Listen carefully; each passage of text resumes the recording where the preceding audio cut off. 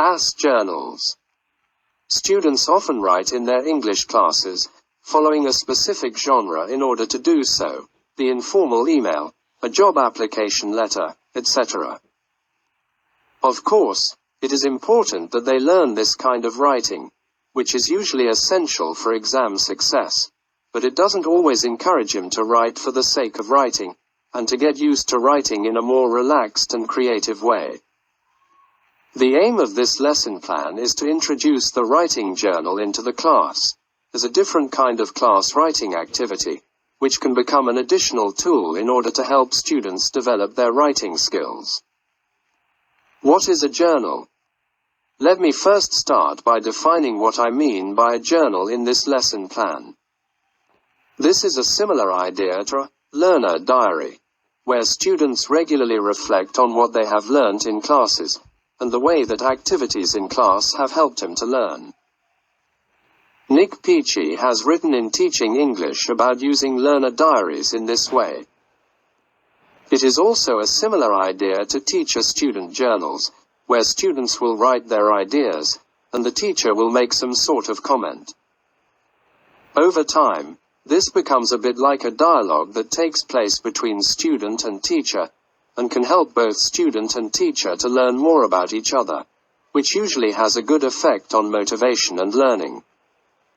Essentially, the journal I describe here includes both of the above ideas, as well as others. These include ideas such as fast writing. The teacher plays some music and students write down how it makes them feel. Character writing. Students read a story, then imagine that they are a character in the story and then they write the story from their own point of view. Discussion sentence stems. The teacher dictates some sentence stems, students complete them and then discuss the propositions. The journal, therefore, is not used for any one specific purpose. It serves as the student's writing space, and the type of writing will change depending on the activity. What is the goal of journal writing? What, then, is the point of the journal? I would argue that it encourages the teacher to include a greater number of writing tasks in the class than she might normally do. The purpose of the writing tasks may be to produce something that can be read by other students, by swapping over journals, but it doesn't have to be. Writing for its own sake is a goal to pursue. Why is this so? Basically, writing, like reading, is a skill that we get better at. The more that we practice it, the more fluent we will become. Encouraging students to write freely, about a range of topics, often concerning how they feel about a topic or what their thoughts are regarding their learning, will help them to become more fluent writers. It forms part of building the writing habit. As Jeremy Harmer says, journal writing contributes to a student's general writing improvement in the same way as training enhances an athlete's performance. It makes them fit. It can also be an enjoyable activity for many people. What kind of journal? Ideally, a student's journal will be a fairly thin, lightweight notebook. In this way, if the teacher wants to collect in a set to look at, she won't find that they are too heavy to carry. Journals for younger students, who will typically write less, may just be some folded sheets of A4 with a colorful card cover which the teacher makes, or gets the students to make in the first lesson.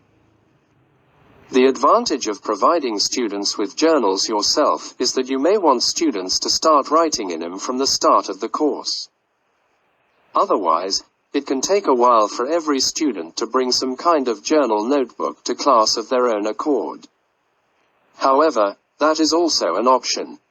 How do you respond to the journal writing? We are often encouraging personal reflection and response when we set a journal writing activity, and consequently the most valid response to this kind of writing might be to focus on its content and to respond primarily to this aspect of the writing. A teacher can express interest in the writing and refer to the ideas which are particularly well expressed. Some learners may be happy with this kind of response, and may prefer not to receive much or any explicit correction. However, there may be learners who would definitely like more detailed feedback on errors. Perhaps the best approach is to ask learners to decide the level of correction that they would like, and ask them to write this in their journal, as suggested in the lesson plan. If correction on a regular basis is going to prove difficult, the teacher could always set up an appointments schedule and arrange to take in and correct different diaries every week. Using a correction code. If students specifically request that their writing is corrected, one way to correct writing is to use a correction code and to encourage students to correct their own mistakes. The teacher highlights the error using the code, and later the student reads back over her journal entry and tries to make the corrections. Here is an example of a typical correction code. WW, wrong word. WT, wrong verb tense.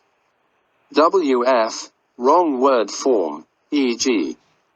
infinitive instead of gerund. AG, the determiner, article plus noun don't agree in number, e.g. singular article but plural noun. G, there is a grammar problem.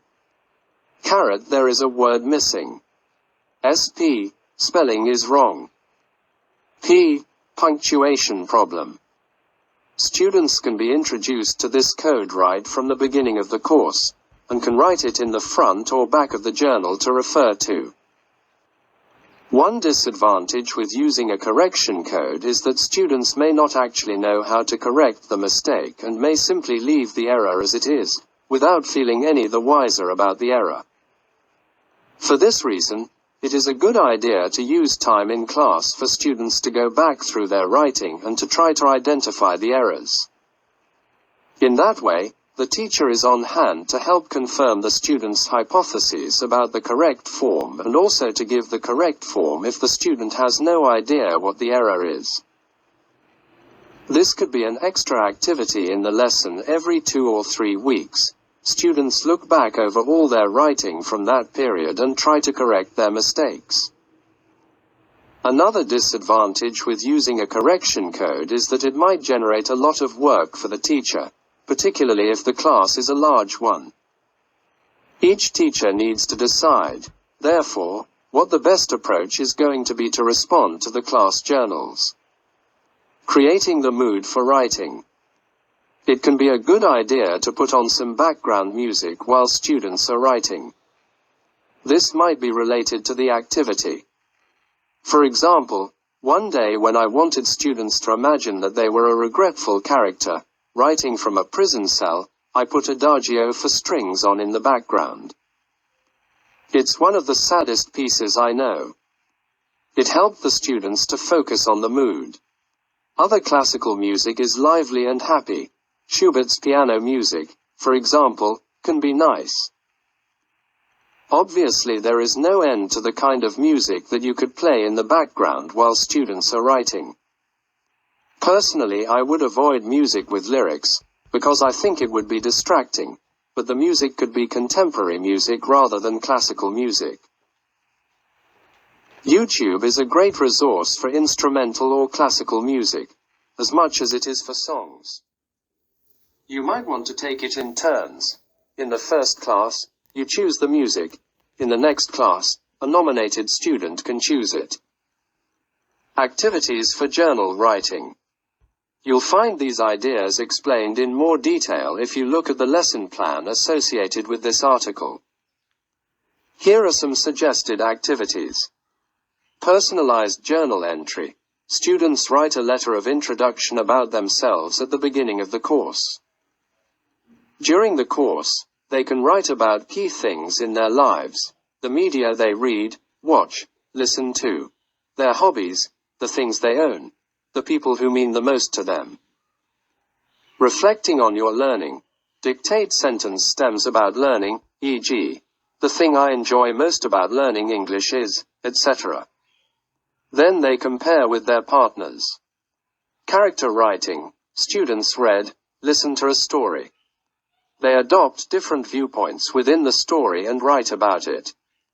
Happiness diary. Students chart their happiness, or lack of it, over the previous week. They write about why they felt like that. Vocabulary stories. Students pull words out of the class, word bag. In groups they have to construct a story and write it in their journals, before reading it out to other students.